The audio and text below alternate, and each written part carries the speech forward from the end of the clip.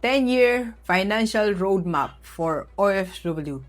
So pag-usapan natin in this segment the challenges of an OFW and the financial problems of an OFW.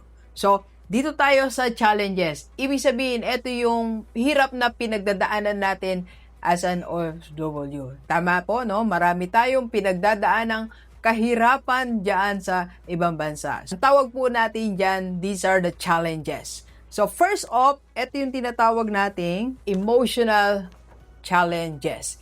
Ito yung inaabot tayo ng gabi sa kakaiyak. Lalo yung mga first time. Homesick po ang tawag dyan. No, homesick tayo. Isa sa number 1 kalaban natin yan.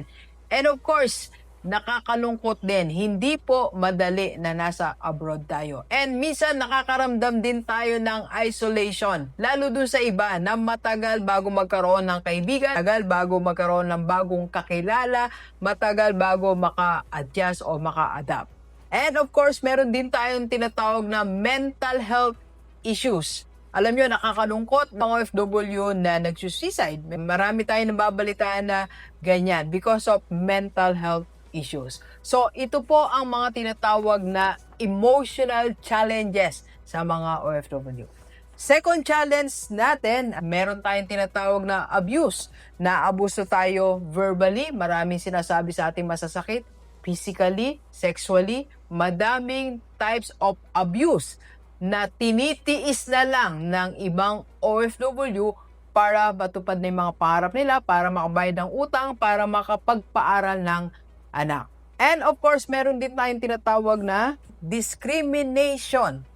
Nadi-discriminate. So, porke minsan Pilipino, hindi tayo masyadong tinatrato ng maayos. Porke DH tayo, hindi tayo tinatrato ng maayos. Madaming discrimination na experience sa mga OFW. And of course, ito yung overwork. Lalo yung mga nakakausap ko po na taga Hong Kong, yung mga DH. Overwork talaga. Lalo pag may bisita ang amo, hanggang hating gabi, nagsiserve sila, naglilinis ng bahay. Hindi lang mga DH, marami din mga kababayan tayo sa iba't ibang bahagi ng mundo na overwork talaga. Sobrang overtime, sobrang trabaho. Minsan, hindi na sa kanila trabaho, binibigay pa. And of course, meron tayong difficulty in communication. Diba? Ito yung siguro isa sa pinakamahirap talaga. Yung language barrier. Paano natin sila kakausapin sa kanilang language? So, ang nangyayari tuloy, nagkakaroon tayo ng miscommunication o yung damdamin mo, hindi mo na ma-explain. Hindi mo na masabi sa kanilang nahirapan ako, hindi ko po alam yan. Maraming tinitiis talaga ang mga OFW. And of course, eto po, financial challenges. Ikaw na nagtatrabaho sa abroad, ikaw pa nahirapan sa pera. Ikaw na nagtatrabaho sa abroad, nahihirapan. Ikaw pa yung nag-skip ng meal, hindi nagmimerienda, at maraming tinitiis na financial problems or financial challenges. Alright? So, ituloy natin po. Dito tayo sa financial challenges. Ano ba talaga yung mga financial challenges natin? Pag-usapan po natin dito, Delivers, habang tayo ay nagkakape. Kape po tayo. So, ano ba yung mga financial challenges as an OFW? First, meron tayong tinatawag na poor financial management. Kasi nga po, sa atin pong lahat, nahihirapan kasi tayo sa management ng pera natin. Minsan malaki na may sweldo mo nyo sa ibang bansa. Pero bakit nahihirapan tayo? First, kulang kasi tayo sa financial literacy. Medyo kulang tayo sa pag-aaral about pera. Paano dumami ang pera? Paano hati-hatiin ang pera? Hindi tayo nakakapag-focus dyan. Tama po, no? Marami sa atin, hindi na tayo nagbabasa ng book. Hindi na tayo nakikinig about financial literacy. So, wala tayong bagong knowledge. And second, hindi tayo nakakapag-budget. Basta pag nagsweldo tayo, padala na agad sa Pilipinas. Yung iba naman, nasa mahal na sa buhay yung ATM. So, automatic, nasa kanila na yung pera. Hindi mo na nababudget. Nawawalan tayo ng karapatan na mag-budget para sa ating pera. Tayo po ay walang proper money management. Ano nangyayari?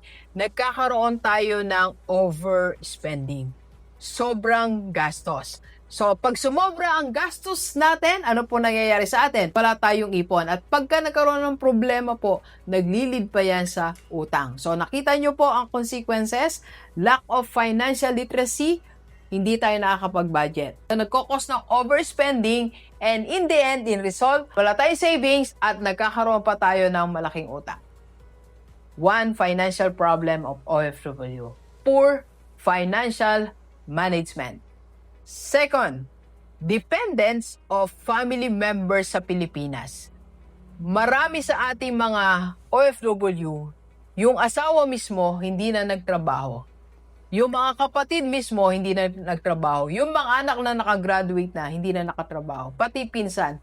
Sobrang daming naging pabigat sa buhay ng mga OFW. And number 3, uncontrolled remittances. Hindi mo na nakontrol ang pagpapadala mo sa Pilipinas. Basta merong tumawag sa'yo, nag-message, padala agad. Kahit wala pa ang sweldo. Alam nyo, ang bilin ko nga po sa mga OFW, dapat once ka lang nagpapadala. Turuan natin, i-train natin, disiplinahin natin ang mga mahal natin sa buhay sa Pilipinas. Minsan ka lang magpapadala. Tuwing sweldo lang. Kung mangangailangan sila in between, wala. Okay, wala kang ipapadala para masanay sila.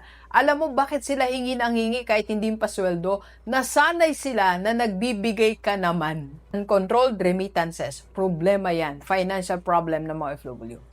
Tayo din, minsan, may problema. Nag-upgrade tayo ng lifestyle.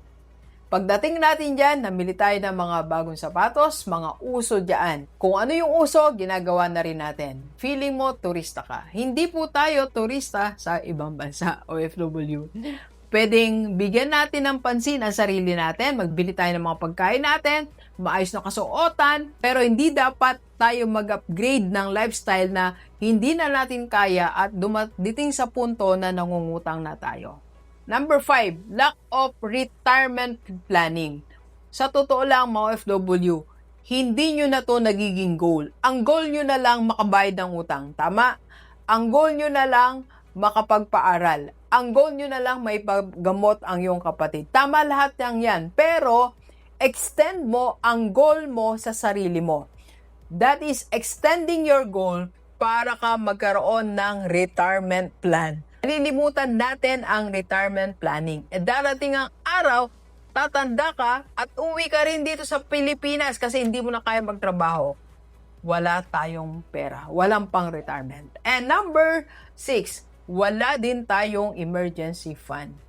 Ikaw sa abroad at dito sa Pilipinas. Hindi tayo nag-set aside. Kaya pag may emergency, utang sa Pilipinas, utang mo dyan, utang ng utang, hanggang hindi na tayo talaga nakabayad ng utang. And number 7, no health fund. Wala tayong health fund, kaya pag nagkasakit, lagi na lang tayong nangungutang. So, ayan ang mga financial challenges ng mga OFW. Copy po tayo.